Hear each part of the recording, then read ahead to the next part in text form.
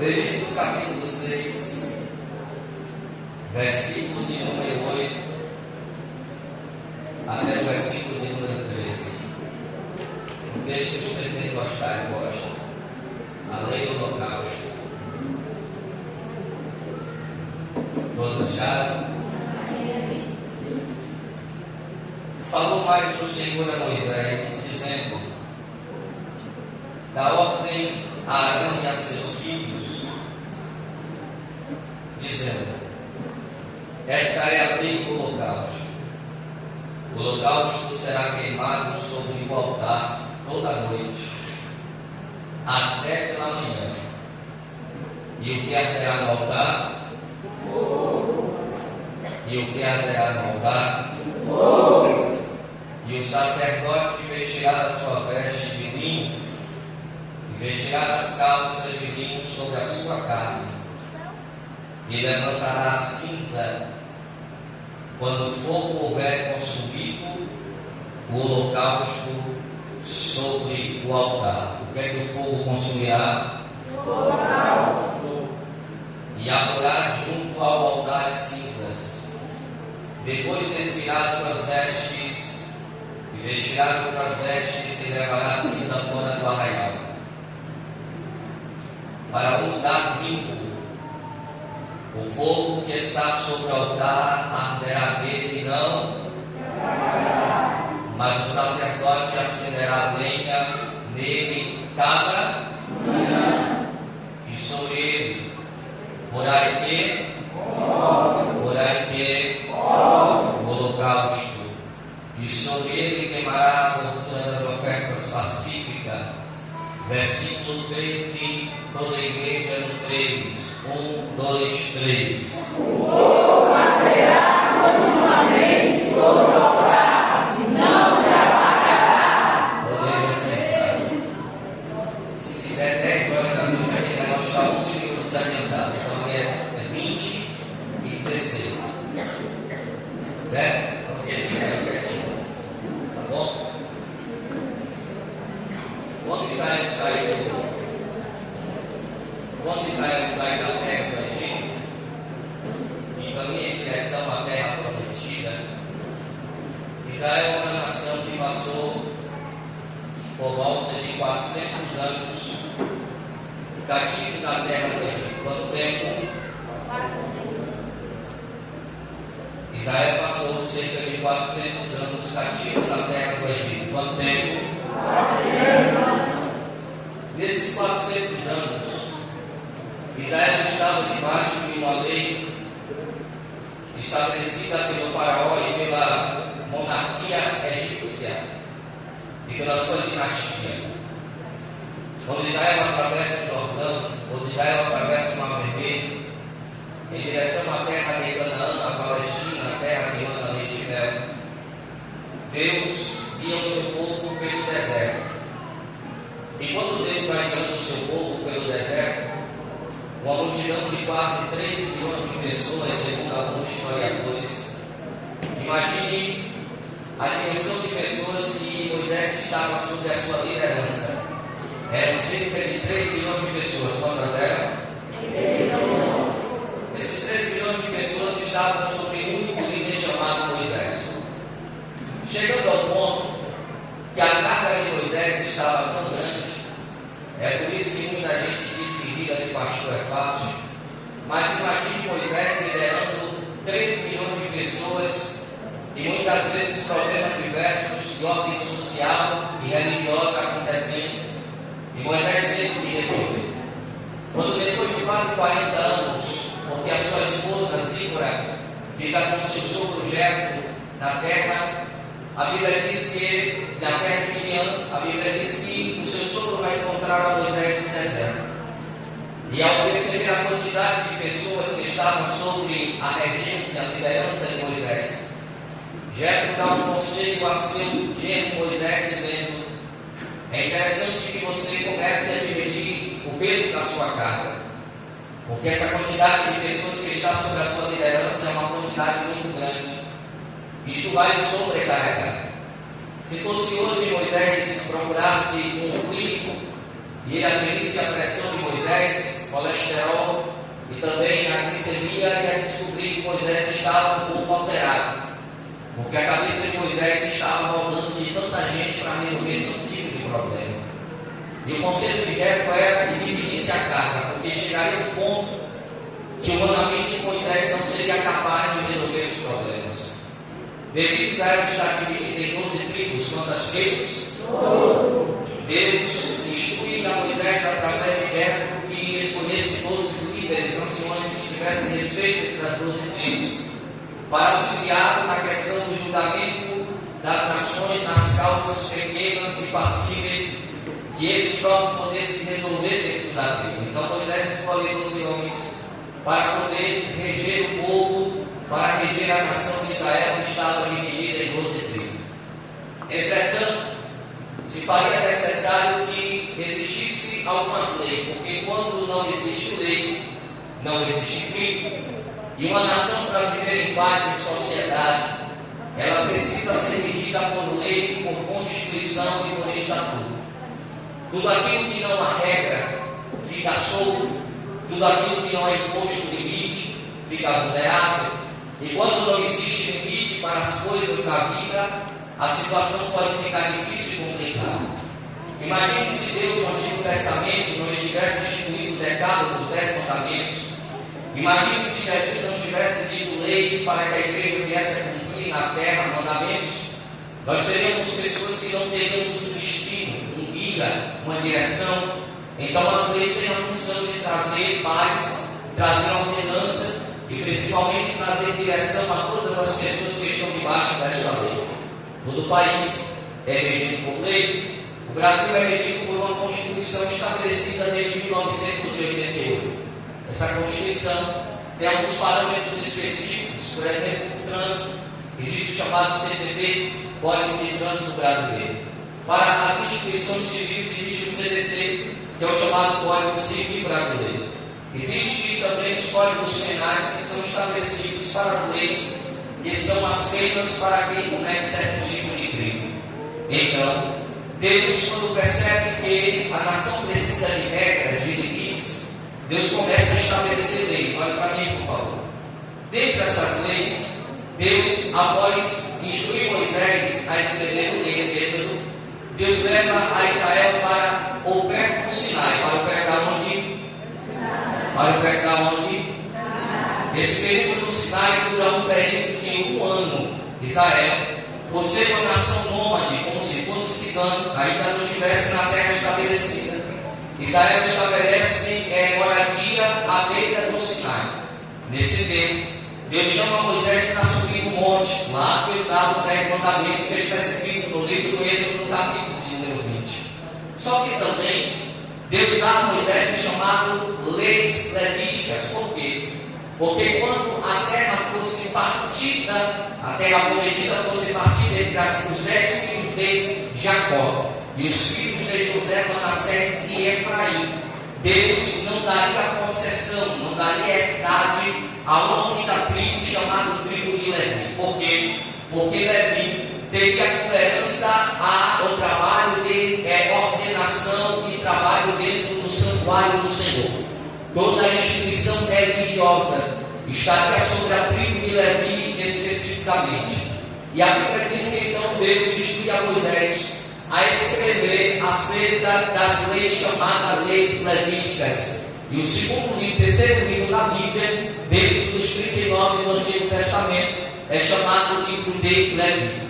A palavra Levi deriva Levíticos, deriva do latim Levi, que quer dizer relativo a Levi. Leis que estão estabelecidas em Levíticos.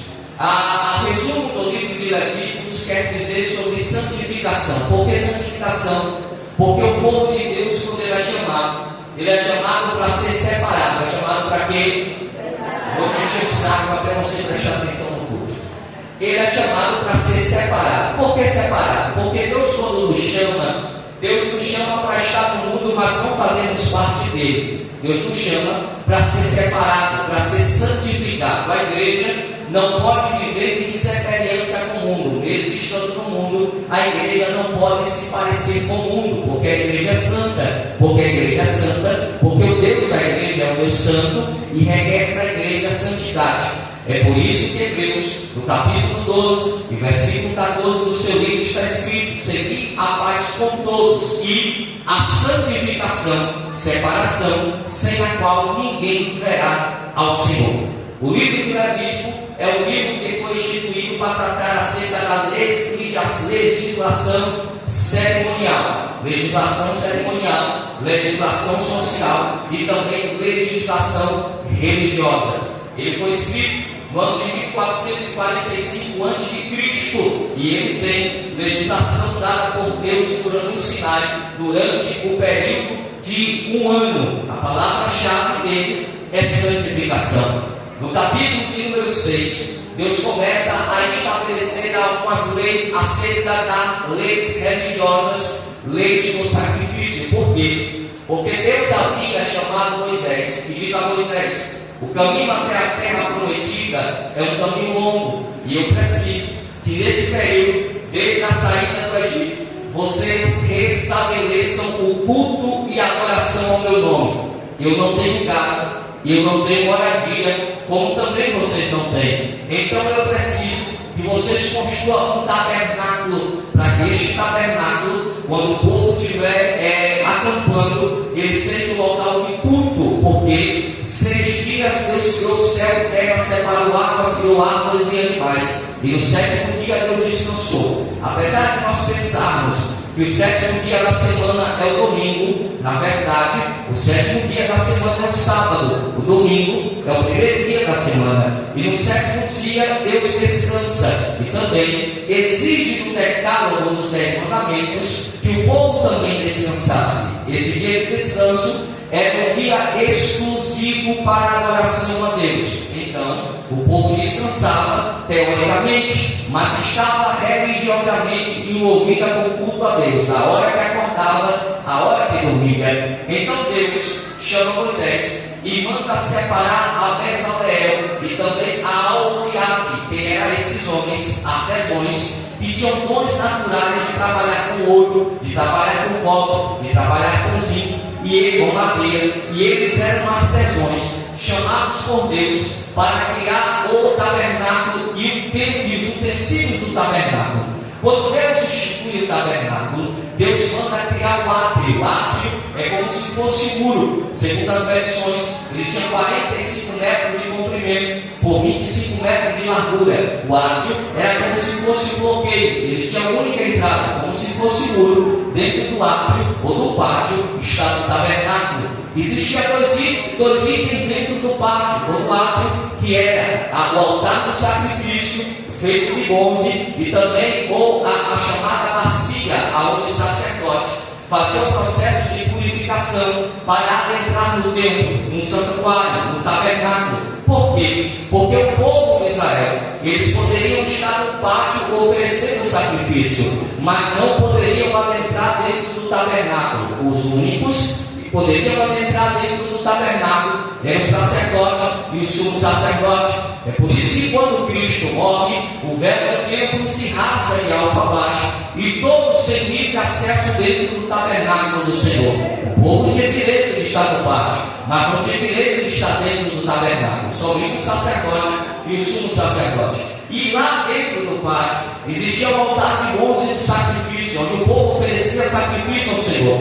E então Deus chama Moisés e diz a Moisés: eu quero criar algumas leis litúrgicas para o sacrifício. Ou seja, eu não quero que as ofertas de sacrifício sejam feitas de qualquer jeito, porque Deus não aceita que o sacrifício, que a adoração a Ele seja feita de qualquer jeito. Deus cria regras, Deus cria princípios para que nós ofereçamos sacrifícios a Ele. Deus não aceita que as coisas sejam dentro da igreja feitas de qualquer jeito. Deus não se deixa se estabelecer. Aquele que zomba, aquele que faz as coisas na casa do Senhor de qualquer jeito, ele vai sofrer as consequências de forma imediata. É por isso que Deus, ele faz uma ruptura no homem que tentou tocar na arca da aliança quando estava caindo sobre a carroça, porque ele não era ungido para pegar na arca da aliança. Quando ele toca,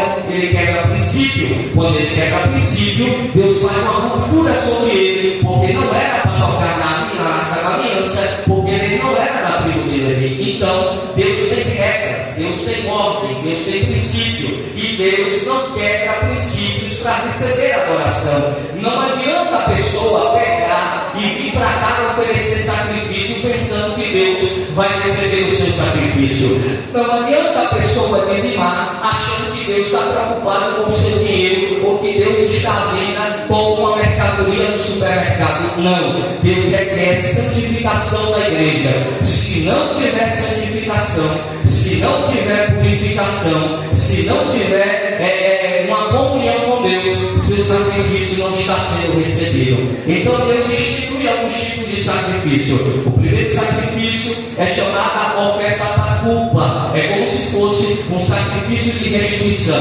Se eu pegasse alguma coisa de animal e eu precisava restituir, então com isso eu oferecia um sacrifício, uma oferta para culpa do animal. Esse animal, ele era parte oferecida em sacrifício a Deus, e parte era dado para a alimentação do sacerdote, porque, como eu disse, a tribo de Levi não tinha herdade, não plantava, não criava animais, não tinha agricultura, não plantava trigo, não plantava milho, não plantava nada, dependia do que era oferecido dentro do santuário para se alimentar. Então, no sacrifício pela oferta da culpa, parte era queimada, principalmente a gordura, e parte era dada para o sacerdote e para a sua família. A segunda oferta dentro do sacrifício do capítulo 6 de Levítico é chamada a oferta pacífica, e também é chamada a oferta de comunhão. Nesse sacrifício, aquilo que é ofertado é dividido entre Deus, que é queimada a gordura, entre o sacerdote e entre aquele que oferece o sacrifício. A terceira oferta é também oferta de manjares e oferta de cereais. Essa oferta é oferecida em gratidão a Deus por uma beneficência que Deus deu na vida financeira e material da pessoa. O que é oferecido nesse sacrifício: farinha, trigo, grãos e pães. É uma oferta de cereal ou uma oferta de manjar. E a quarta oferta é chamada oferta pelo pecado. A oferta pelo quê?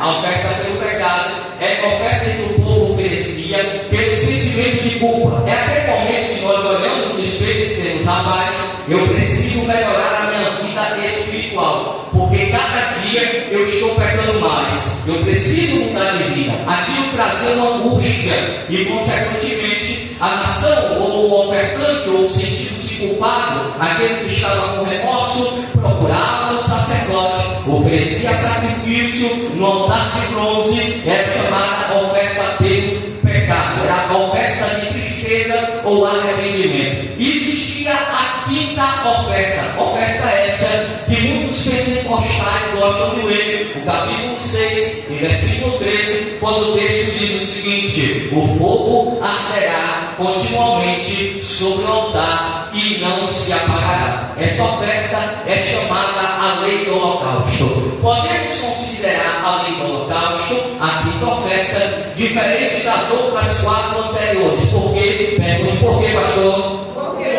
Porque a quinta oferta, a oferta do holocausto, é uma oferta diferente de todas as ofertas. Nesta oferta, é uma oferta que Deus havia estabelecido o seguinte: primeiro, o sacerdote toda manhã, ele vai pegar a lenha e vai colocar sobre o altar. Ele vai pegar a lenha e vai colocar o sacrifício sobre o altar. Vai acender o fogo, e aí o que acontece? Toda a carne, toda o quê? Era queimada a Deus, não dividia a oferta do holocausto com ninguém. A oferta do holocausto era uma oferta que era toda, exclusiva, inteira, oferecida ao Senhor. Sacerdote não tinha direito, ofertante não tinha direito, era exclusividade ao Senhor. A lei do holocausto era uma lei em que o sacerdote vestia as vestes limpas sacerdotais, como se fosse a sua ceoula por voltar dos 50 anos, vestia uma capa como se fosse um vestido e oferecia a oferta de sacrifício e holocausto. Aquela oferta só era retirada o ouro, mas toda a carne, olhos, pés, mãos, orelhas, tudo era oferecido completamente, inteiramente ao Senhor. Deus não dividia a oferta do holocausto com ninguém. Quando a pessoa oferecia a oferta do holocausto, ele estava oferecendo corpo, alma e espírito ao Senhor. Deus não dividia aquela oferta com ninguém, era exclusiva. E não era uma oferta sazonal, não era uma oferta que era estabelecida na festa do sábado, não era uma festa que era oferecida na festa do tabernáculo, não era uma oferta que era oferecida na festa da Páscoa, não era uma oferta que era oferecida na festa do Pentecoste. A oferta do holocausto é uma oferta que a Bíblia diz que de manhã o sacerdote tinha que retirar a cinza, colocar lenha sobre o altar, e o fogo tinha que arder continuamente. À noite não podia se apagar o fogo, do dia não poderia se apagar o fogo. Na primeira vigília da noite, que ia de 6 às 9,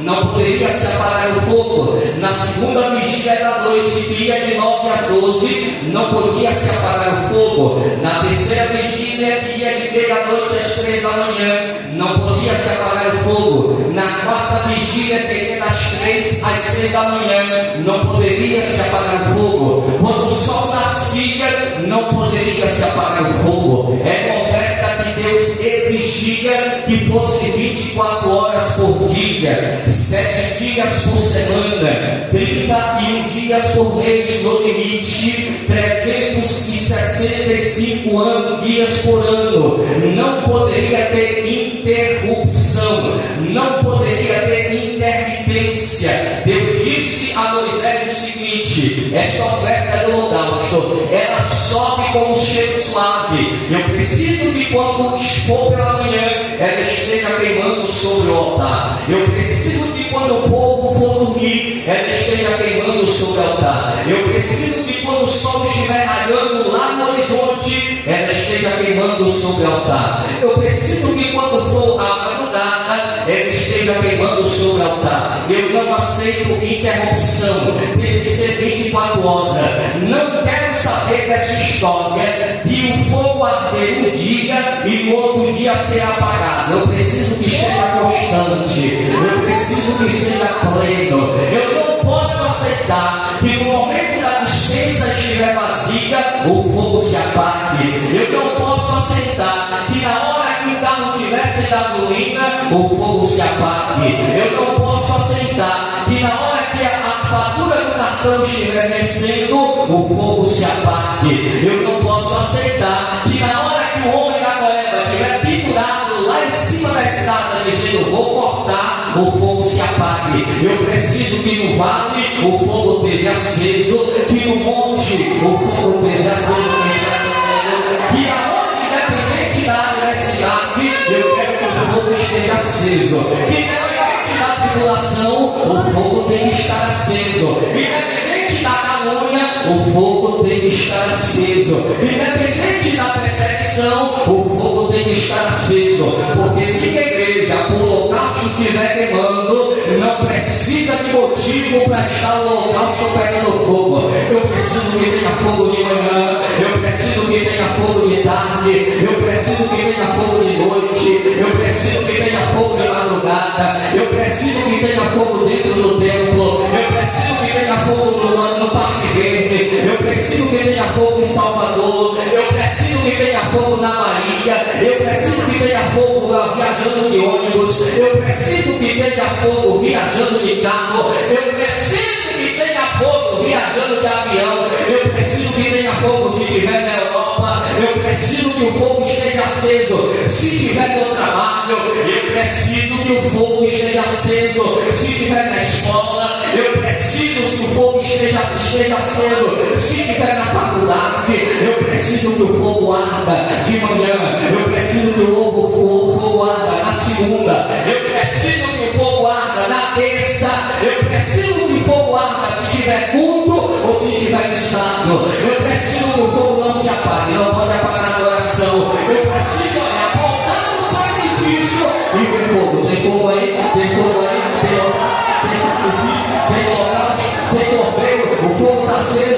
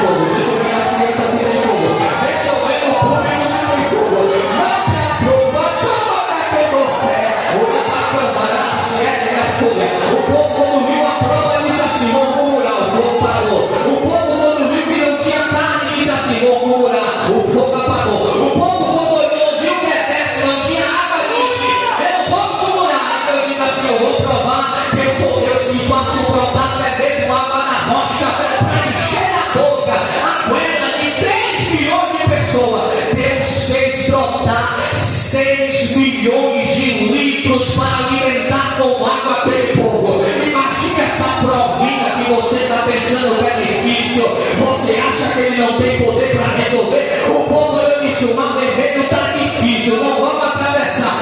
Faraó está vindo lá atrás. Moisés, o que é que nós vamos fazer? Aí Deus olha: Moisés, o que é que você tem na mão? Tem um pedaço de madeira, toca nas águas, porque eu vou mostrar que é no meio da universidade que eu se manifesto. Eu vou provar de Jeová que é no meio da dificuldade que eu apareço. Porque eu não gosto de coisa simples, eu não gosto de coisa fácil, eu gosto de coisa complicada. Quanto mais complicada é mais o povo adora, aí é que Deus abençoa. Porque o segredo é não deixar o fogo se apagar. Quer prova?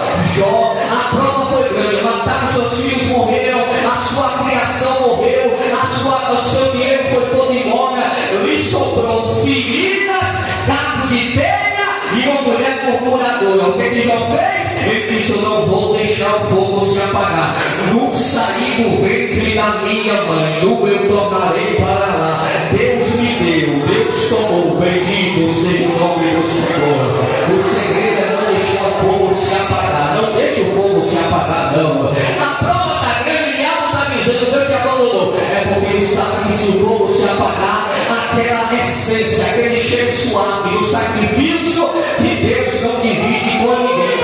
Não divide com ninguém, pastor. A Bíblia diz que Deus não divide a sua glória com ninguém. Então, crente assim, faz como Paulo e Silas no capítulo 16 de Atos dos Apóstolos. Primeiro, foram chicoteados em praça pública, segundo os historiadores, 422 mortes no corpo de Silas, 394 no corpo de Paulo. O corpo estava ensanguentado, lavado de sangue, era sangue jorrando para todo lado. O que Paulo e Silas fez?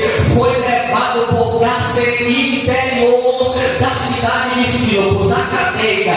Foi levado pro presídio, levado por cárcere interior. Tem duas versões. A primeira versão é que o cárcere interior ficava como se fosse a solitária, 12 portas da porta de entrada, ninguém tinha acesso. A segunda versão é como se o cárcere interior fosse a latrina, aonde os prisioneiros faziam, defecavam e davam sobre Paulo e Silas. Mas uma coisa eu sei, que o texto diz que quando eles estavam aprisionados, pés amarrados, mãos amarradas, Paulo olhou para Silas, Silas olhou para Paulo e diz assim: a prova está grande, né, Paulo? Tá. A prova está grande, né, Silas? Está. Mas a gente não vai deixar o fogo se apagar, não. Você vai cantar e eu vou orar. Você vai orar e eu vou cantar. O texto diz que quando Paulo e Silas cantavam e oravam, eles estavam na beira da praia? Não. Eles estavam com a conta bancária gorda? Não. Eles estavam sendo aplaudidos pelo povo de Filipos? Não. Eles estavam aprisionados no cárcere interior, pés e mãos amarrados. E o texto diz que ele, Paulo e Silas cantavam e oravam hinos a Deus. E diz o texto o seguinte: que os outros presos escutavam. Sabe por quê?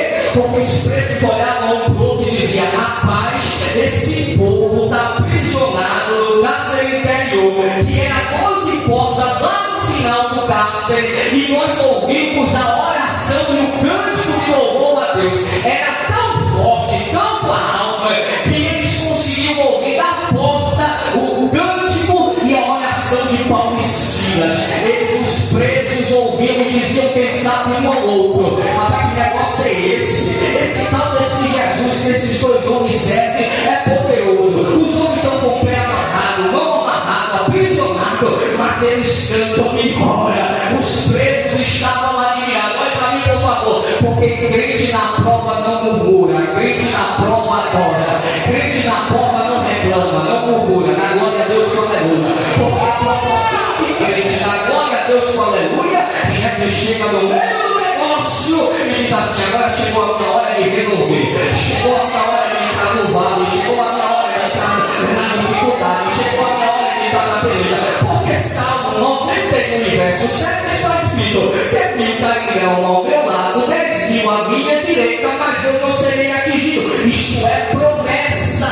Deus nos deu. A Bíblia diz que praga nenhuma chegará à nossa tenda. A Bíblia escrita está no texto que a mão ao nosso derredor procurando quem possa atacar, porque o nosso redor tem anjos de Deus guardando. Jesus disse: olha, meus filhos, eu vou para o céu. No mundo tereis aflição, mas eu tenho notícia boa para te dizer: o governador não vai estar do seu lado, o marido não vai estar do seu lado, o pai não vai estar do seu lado, a mãe não vai estar do seu lado, a esposa não vai estar do seu lado, mas eis que estou convosco todos os dias até a consumação do século. Sabe o que isso quer dizer? Que o homem mais poderoso da terra hoje, quem sabe é Joe Biden, o presidente americano, pode não estar do seu lado, mas o rei dos reis e o senhor dos senhores está. E essa pessoa amiga que está do seu lado, diga assim para ela: nesta prova, Joe Biden não está do seu lado, Lula não está do seu lado, os pastores não estão do seu lado, mas olhe bem do seu lado quem é que está aí. Olhe bem do seu lado.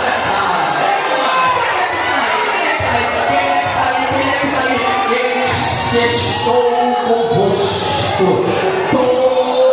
Ele não disse que é mendiga, ele não disse que é 2 horas durante o culto de doutrina de terça-feira. Ele diz: é 24 horas por dia, é 7 dias por semana, é 365 dias por ano. Você pode ter 100 anos, todo nascimento à morte. Você pode ter 70 anos, todo nascimento à morte.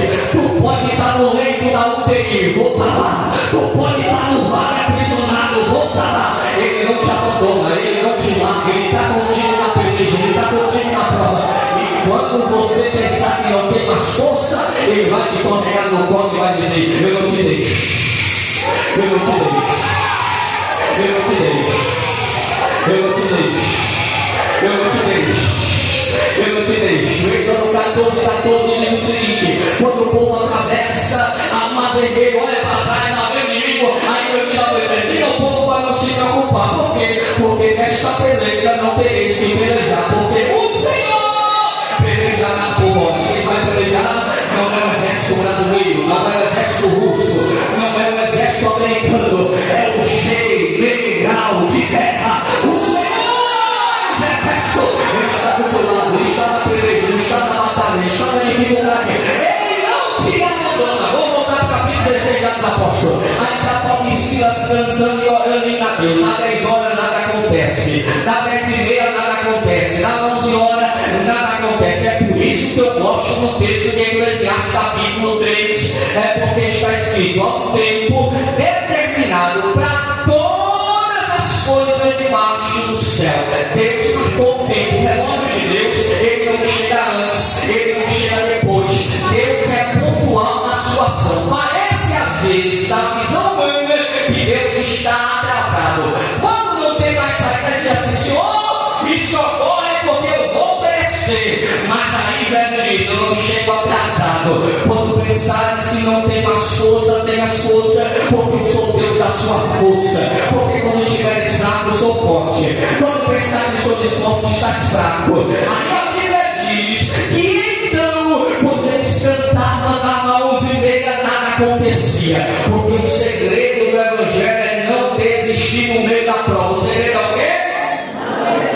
Não desistir no meio da prova. Eu não sei quanto tempo eles estavam presos. A única coisa que eu posso afirmar é que eles cantavam e oravam minimamente. Na 10 horas, na 10h30, na 11 horas, na 11h30, 11h45, na meia-noite. Porque Deus gosta de trabalhar à meia-noite. Êxodo capítulo 3 diz que à meia-noite Deus dá ordem ao anjo da morte que descesse na terra e chegasse na terra do Egito. A casa que ele passasse não tivesse no umbral da porta, marca do sangue do cordeiro, ele adentrasse e tirasse a vida do primogênito. Mas toda casa que ele passasse, olhasse para o umbral, tivesse a marca do sangue, nessa casa o anjo da morte não poderia tocar. Aí se cumpre o que diz o salmista: que praga nenhuma chegará à nossa tenda. Por quê? Porque Satanás, ele pode até usar alguém para colocar nosso come na boca do sapo, levar para a encruzilhada, levar para a macumba, mas não vai nos tocar, porque nós estamos guardados pelo escudo de Jeová. Aí diz o texto diz que então o anjo da morte vai na meia-noite, não tem marca no sangue, o primogênito é levado, aquele que tem a marca, o anjo da morte passa de lá, o anjo da morte vai embora. À meia-noite, diz a Bíblia Sagrada, que estava a mulher dentro de uma manjedoura, e à meia-noite nasce aquele que com J era justiça, com E é esperança, com S é Senhor, com U é único, com S é Salvador. Jesus de Nazaré, ele nasce à meia-noite. A Bíblia diz em Mateus capítulo 25 que à meia-noite ouviu-se um clamor. Aí quem? O esposo saía ao encontro. À meia-noite, Paulo e Silas. Quando é a meia-noite? A meia-noite é a hora que, quando era uns anos atrás, nós comíamos e pensávamos, nada vai acontecer à meia-noite,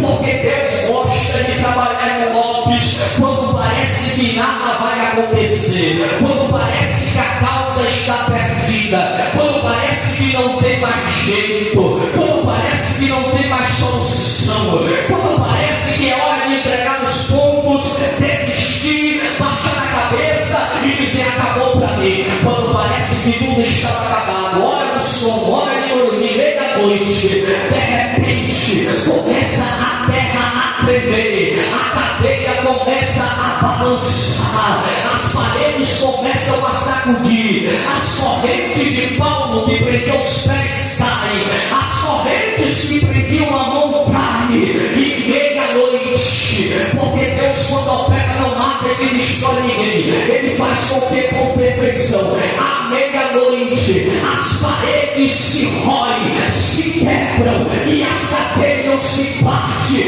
e Paulo e Silas são livres da cadeia na cidade de Filipos, porque em meio à adversidade, quando parecer que não tem mais jeito, é nessa hora que Jeová vai chegar, é nessa hora que Jeová vai operar. Quando alguém olhar para você e dizer desista, para, entrega os pontos, não tem jeito, Jeová vai dizer deixe ponto final, eu vou colocar uma vírgula, eu vou trazer solução para este problema. Quando o médico desengana, quando o advogado diz que a causa está perdida, quando o marido diz eu não te quero mais, aí Jeová vai entrar no meio e vai dizer eu vou entrar com providência para mostrar que eu sou Deus que trago a existência aquilo que ainda não existe. Você crê nessa palavra? Você crê nessa palavra? Você crê? Meu Deus, o sentido da palavra era outro. Eu vou voltar para o texto. Então era oferta de sacrifício, oferta de sacrifício e holocausto. Existem 5 itens principais. O primeiro item é o altar. O primeiro item é o quê? O primeiro item é o quê? Vocês vai cansar do pai. O primeiro item é o altar. A Bíblia diz que o item era o altar. E como eu disse, Deus não quer o quê? Princípios. Deus não quer o quê? Deus não quer princípio. Deus disse a Moisés que Arão quer o sacerdote, o sumo sacerdote, juntamente com seus filhos. Vocês vão preparar o altar. Por quê? Porque Deus não opera e não aceita sacrifício se o altar não estiver em perfeição. Deus não recebe sacrifício com o altar desorganizado. Deus não aceita sacrifício se o altar estiver fora de ordem. O texto diz que Moisés prepara o altar e coloca o altar em ordem. Arão prepara o altar e coloca o altar em ordem. O altar precisava estar em ordem. Quando eu vou para o livro de 1 Reis, a Bíblia nos declara que quando Deus chama a Elias, eu disse a Elias lá no Monte Carmelo, depois daquela parafernada dos profetas Baal e Aserá, a Bíblia diz que quando na meia por volta, Elias prepara o altar, coloca o altar em ordem. Por quê? Porque Elias sabia que Deus só derramava sua glória quando o altar estivesse no lugar. Olha para mim, porque agora eu vou apertar. Já foi glória a Deus, agora eu quero ver o aleluia. Quando Deus ele quer abençoar uma pessoa, ela precisa estar com o altar em ordem. Se você não colocar o seu altar em ordem, Deus, Ele não vai querer abençoar a sua vida. Deus não vai receber o seu sacrifício se teu altar tiver desordem. É preciso colocar o altar em ordem para depois levar a lenha. Esse negócio de querer levar a lenha sem antes preparar o altar, você está perdendo tempo, você está perdendo dinheiro, você está perdendo esperança, porque Deus não trabalha em altar desconcertado. Deus só trabalha em altar que chega pronto, na ordem, porque senão Deus não trabalha. Depois que Arão colocar o altar em ordem, era o momento de Arão colocar a lenha. Era o momento de Arão colocar o quê? Arão precisava colocar a lenha. Porque Arão precisava colocar a lenha. Porque lenha sem lenha não tem fogo. Sem fogo não tem lenha, sem lenha não tem fogo. Uma coisa complementa a outra. É como diz o texto, que quando a gente vem ofertar sacrifício a Deus, se nós tivermos alguma divergência com algum irmão, com alguma pessoa, primeiro nós temos que regressar, arrumar o problema que temos com o nosso irmão. Se tivesse que se falar, precisa fazer as pazes, pegar aquele dedinho que você cortou, dizendo que está de mal, e retirar de novo. Tem que fazer as pazes, porque se você oferecer sacrifício e não tiver de bem com seu irmão, seu sacrifício não será recebido. Depois que você organizar tudo, você pode trazer o seu sacrifício para o altar, porque Deus não se deixa escarnecer, Deus não se deixa se enganar. Tem que ter altar preparado, mas também tem que ter a lenha no altar. Só que tem gente que está querendo trocar a lenha pela cinza. Ele já queimou toda a lenha que tinha sobre o altar, e agora no altar dele só tem cinza. O que é cinza?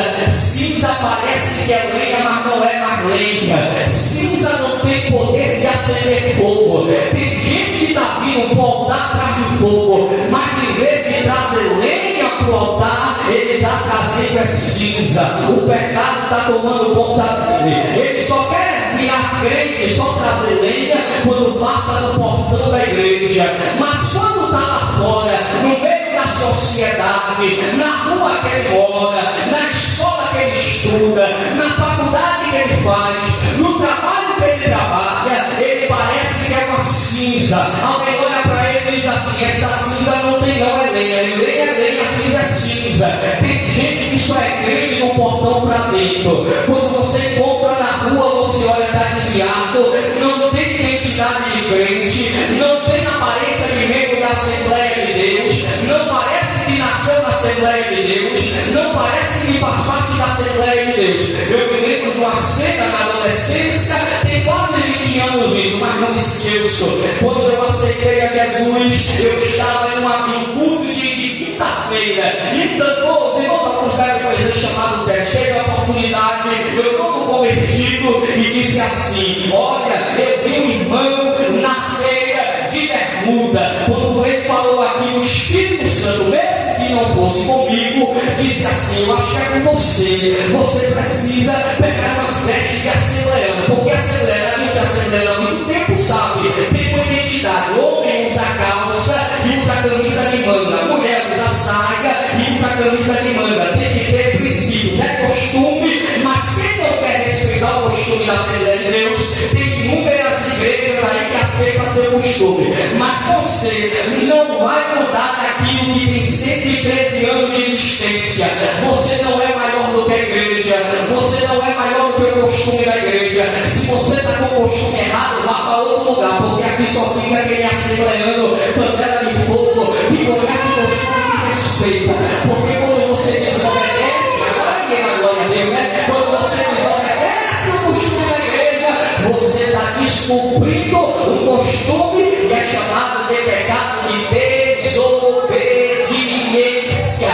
E pecado de desobediência, segundo está escrito na minha Bíblia, é como se fosse pecado de feitiçaria. É a mesma coisa de você pegar um galo preto, levar para a encruzilhada, acender a vela, botar farofa e fazer macumba. Você é grosso nas palavras mesmo. É feitiçaria, desobediência. Está desobedecendo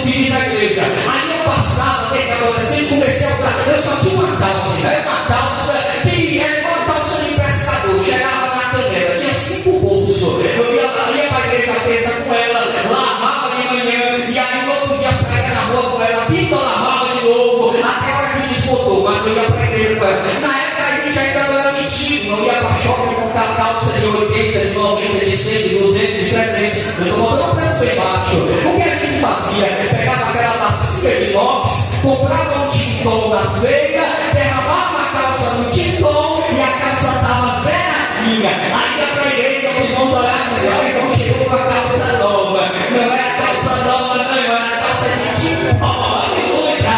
E foi botada na bacia para poder usar todo dia. Aí eu tinha uma calça que a prefeitura dava aquelas camisas, não tinha nem para comprar roupa.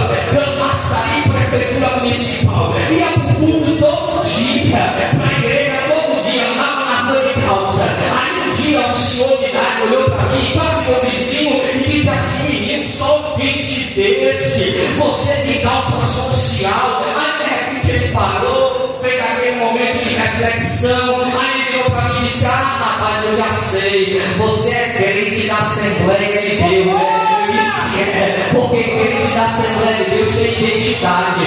Crente da Assembleia de Deus não anda com shortinho. Crente da Assembleia de Deus não anda sem camisa na rua mostrando o efeito da academia. Não, crente da Assembleia de Deus tem pudor, tem reverência, tem respeito. Não vem com essa cinza pra cá não. Ele quer lenha, porque se tiver cinza não tem fogo. Mas se tiver lenha nessa noite tem fogo. Se tiver lenha tem fogo. Se tiver lenha, oh glória, oh glória. Aqui tem crente da Assembleia, aqui tem crente raiz da Assembleia. Ainda tem, a planta vassoura, oh glória. Aí o que diz o texto? Então era preciso reparar o altar, era preciso trazer lenha e não cinza, porque nem cinza não sai fogo. Depois que o sacerdote botava o altar em ordem, pegava a lenha e colocava sobre o altar, era preciso trazer o sacrifício. E o sacrifício, segundo a própria Bíblia, Deus não aceitava aquele sacrifício que você olhava e dizia: está doente, eu vou matar, está doente, eu vou desfazer. Olha para mim, tem muita gente na igreja querendo trazer esmola para a igreja. Deus não é esmolé, Deus não precisa do seu dinheiro, Deus não precisa do seu 15 de tempo. Não vou para a igreja terça porque não tenho tempo, não vou para o culto de criança porque não tenho tempo, não vou para a escola bíblica dominical porque não tenho tempo, não vou evangelizar porque não tenho tempo, não vou para o culto público de domingo porque não tenho tempo.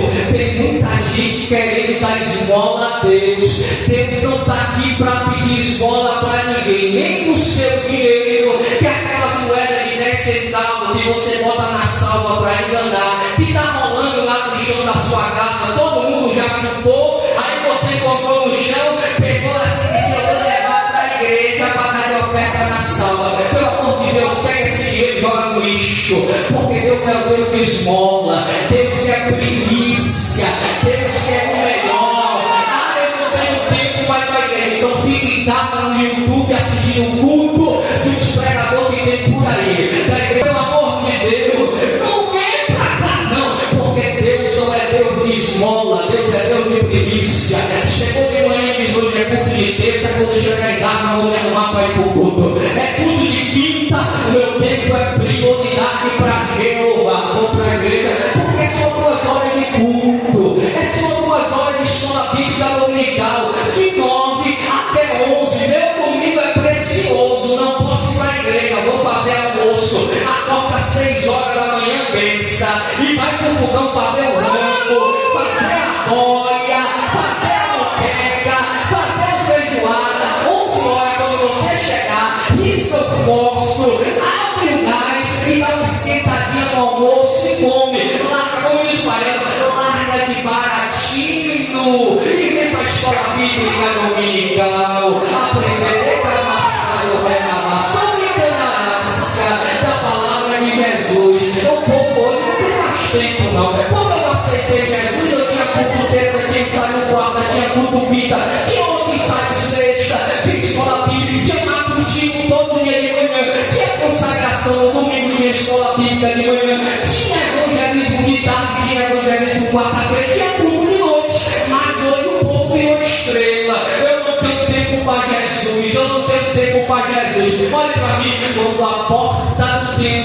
fechado. Aí você vai bater, Jesus, abre aí, eu saí 5 mil louca, e não tive tempo, fui comprar azeite, demorei um pouquinho, né, Jesus? Mas a porta fechou e não se abriu mais. Fica esperto. Diga para quem está do seu lado, fica esperto, vaso. Fica esperto, vaso. O tempo está passando.